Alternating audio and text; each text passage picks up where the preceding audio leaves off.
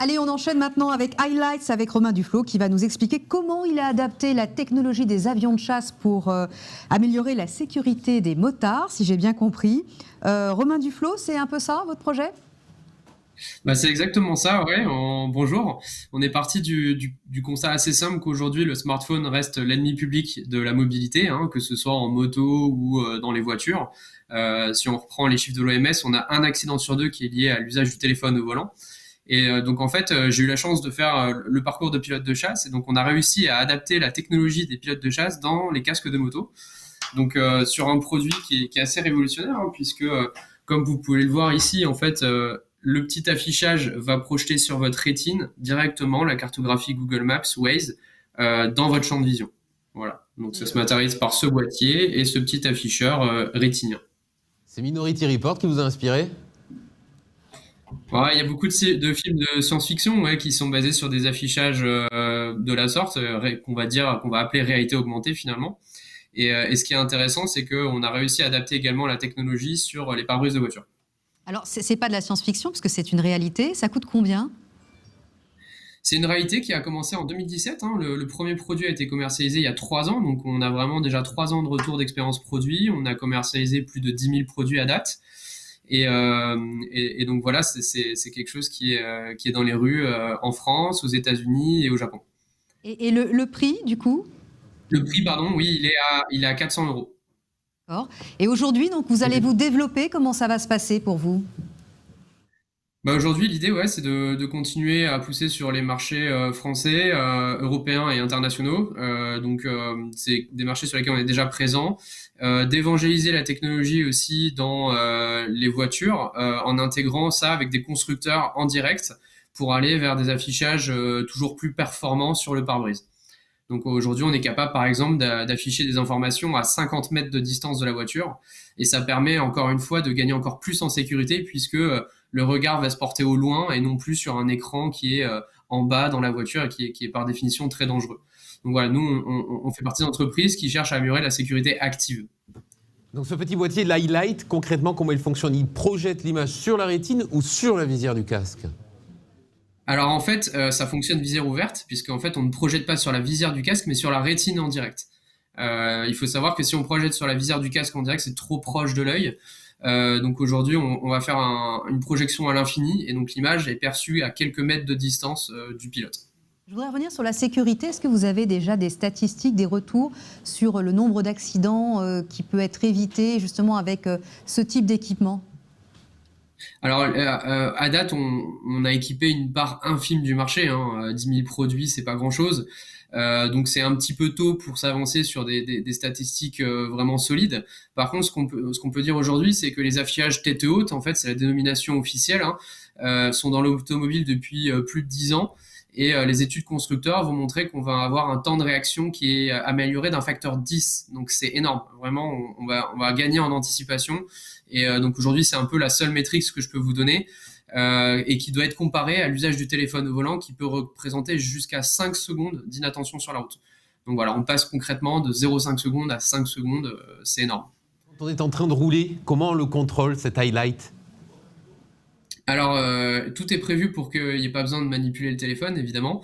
Donc on a un contrôle par la voix, un contrôle vocal. On peut aussi paramétrer le dispositif quand on est à l'arrêt comme un GPS traditionnel. Et une fois qu'on est connecté à l'appareil, en fait, c'est le dispositif qui est monté sur le casque qui prend le relais. Alors il y a Highlights, mais il y a aussi iRide, c'est ça ? Oui, en fait, Highlight, c'est la marque et iRide, c'est le nom du produit. Ouais. Okay. On a également vu une petite molette qui pourrait venir se mettre sur le côté du casque. C'est quoi exactement ? Alors concrètement, ça c'est en fait le petit module qui va permettre de se connecter au téléphone. Alors, en fait, c'est la connexion sans fil au téléphone qui contient également la batterie et le système sonore puisqu'on est équipé aussi d'un micro et d'écouteurs. Alors, les prochaines innovations d'Highlight, qu'est-ce que ça pourrait être ? Un affichage pare-brise intégré dans des voitures, dans toutes les marques. Aujourd'hui, on pense que les affichages traditionnels dans les voitures vont disparaître, hein, les tablettes, les écrans, au profit d'un affichage pare-brise, parce que la réalité augmentée a tout son sens dans la mobilité. Et il y a une composante de sécurité qui est très forte, encore une fois. Et donc voilà, aujourd'hui, nous, on travaille sur l'amélioration des performances d'affichage sur ces pare-brises-là. On travaille également à l'industrialisation de nos produits pour qu'on puisse être commercialisés dans des millions de véhicules. Et donc voilà, le futur d'Highlight, c'est finalement d'adresser tous les verticaux mobilité, du vélo, à la moto, à l'auto, jusque peut-être à ce qui vole. Est-ce que ça pourra être obligatoire, comme la ceinture de sécurité, par exemple? Moi, je pense que oui, ça pourrait l'être. Après, je pense que l'expérience est tellement différenciante et sécurisante que ce sera de facto un market push, c'est-à-dire que le grand public demandera ce type d'affichage. Donc, je pense que voilà, il faut améliorer l'expérience pour fournir le bon contenu aux utilisateurs, à savoir le Google Maps, les Waze, etc. Et en même temps, proposer une solution d'affichage qui est plus sécuritaire. Pour les voitures, on pourra voir ces nouvelles innovations dans combien de temps? Là, vous en êtes à la phase recherche et développement, c'est ça? Oui, alors on a la chance d'avoir déjà commercialisé des produits, donc on a cette expertise de pouvoir passer de la R&D à l'industrialisation en quelques mois, quelques années. Donc aujourd'hui, le temps de cycle de développement d'un véhicule, ça peut aller à 3, 4 ans. Donc c'est le temps qu'il faut pour intégrer une brique technologique. Donc je dirais dans plusieurs années. Mais en tout cas, on est sur la bonne voie pour faire ça très vite et très bien. Fabriqué où votre iRide? Pardon? C'est fabriqué où? Il est Alors réalisé la où? première version était 100% made in France et Occitanie. Donc on a fabriqué avec tout l'écosystème local, l'électronique, l'optique, l'assemblage, etc. La version 2 est un petit peu plus internationale puisqu'on a des écrans qui viennent de Taïwan, des composants OLED qui sont malheureusement pas fabriqués en France, mais globalement on reste sur une expertise et une industrie française. Elle est basée où, votre société? La Beige, à côté de Toulouse. En Occitanie, donc. Et concrètement, c'est une volonté de rester ici en Occitanie? Vous pensez pouvoir développer à terme vos produits ici?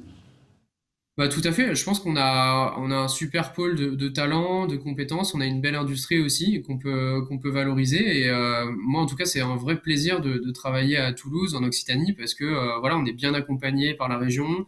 On a tout ce qu'il faut aujourd'hui pour créer de la valeur. On pourrait à terme imaginer relocaliser la totalité de la fabrication, y compris les pièces fabriquées à Je Taïwan? pense qu'il y a deux choses. Il y a l'équation coût, et qui aujourd'hui est le facteur d'achat principal hein, dans un produit. Souvent on dit le Made in France c'est bien, oui c'est vrai, mais il y a une sensibilité au prix qui reste quand même forte sur ce type de technologie. Et nous on le voit, hein, 100 euros près, c'est pas du tout les mêmes volumes de vente.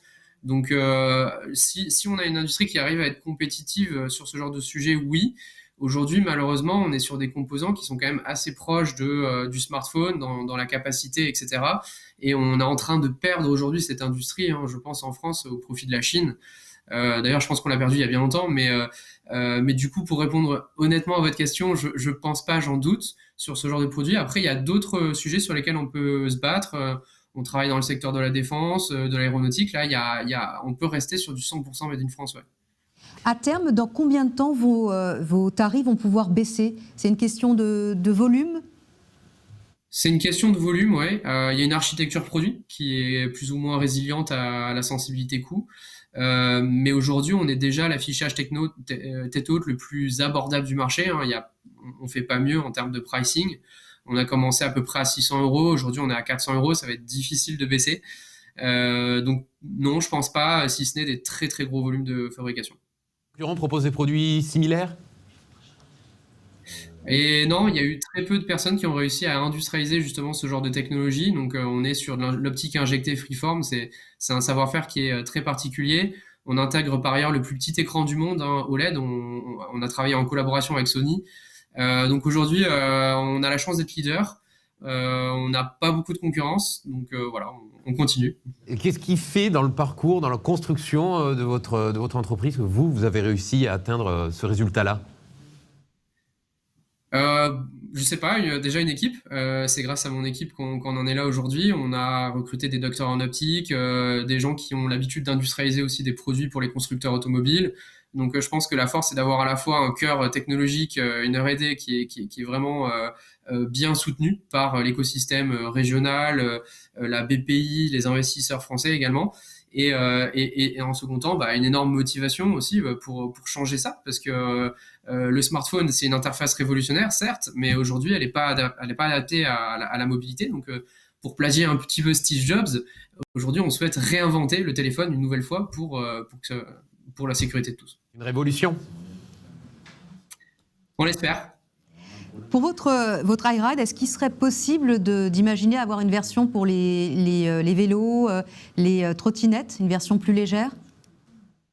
Alors oui, tout à fait. On a déjà la capacité technologique de le faire. Après, il y a encore une fois la question du coût. Le problème du vélo et des trottinettes, c'est qu'on est sur une miniaturisation de la techno qui est encore plus forte et qui a un coût assez prohibitif pour l'instant. Donc c'est des choses qu'on travaille. Ouais. iLight, aujourd'hui, il y a combien de personnes qui travaillent pour vous? On est une vingtaine. Et donc, on est une vingtaine. Oui. On a un réseau de sous-traitance de plusieurs centaines de sous-traitants, et donc on a un effet pyramidal. Donc voilà, c'est assez intéressant. Vous avez commencé, vous étiez combien? On a commencé à 2. Il y a 3 ans de ça? 2 fondateurs, il y a 3 ans de ça également. Enfin, on a été créé en 2016, donc on fait notre 4e année. L'idée, elle a germé comment? C'est un usage personnel en fait. Je passais le permis moto, je me suis dit j'ai besoin de mon téléphone, comment je fais? Et donc là j'ai découvert un peu l'ensemble de solutions archaïques qui consistent à le mettre dans le casque comme ça ou le poser sur le guidon et donc à regarder tout sauf la route. Et donc en parallèle de ça, comme je disais, j'ai fait le parcours de pilote de chasse, donc c'est des technos qui sont déjà utilisés depuis très longtemps. Je me suis dit pourquoi en fait on peut pas appliquer une technologie élitiste au grand public, à l'univers de la moto. Et donc là tout le sujet c'était justement de rendre cette technologie accessible en termes de prix et donc ça passe par une industrialisation de pointe à l'échelle du territoire. Et ensuite, pour développer votre projet, vous avez dû faire appel à des incubateurs, vous avez été soutenu par des structures? Exactement.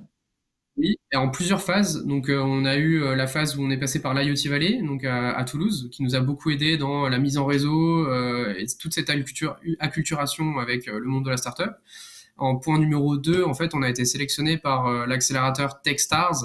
On faisait partie de la promotion à Paris, et donc il nous a accompagnés plutôt sur l'aspect business et levée de fonds. Et donc après, on a pu décoller vraiment par la suite avec l'accompagnement de Brega Capital et de la BPI pour accélérer notre développement technologique.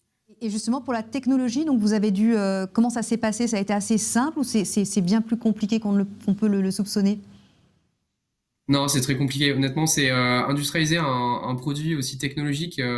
On reste une société qui est faiblement capitalisée aujourd'hui par rapport à la conception du produit et la technologie qu'on maîtrise. On vient travailler la polarisation de la lumière sur des problématiques qui sont très compliquées. Et donc oui, c'est difficile de se battre face à des géants du numérique, à des géants de la tech, qui eux vont mettre 10, 20, 30, 50 ou 100 millions sur la table pour faire la même chose. Donc il faut se battre, c'est pas facile. Vous avez déposé des brevets, je suppose, importants? Et évidemment, on en dépose chaque année le plus possible. Bien, merci beaucoup. Merci d'avoir répondu à nos questions en direct. Et bravo. Merci Romain. Merci beaucoup. Merci.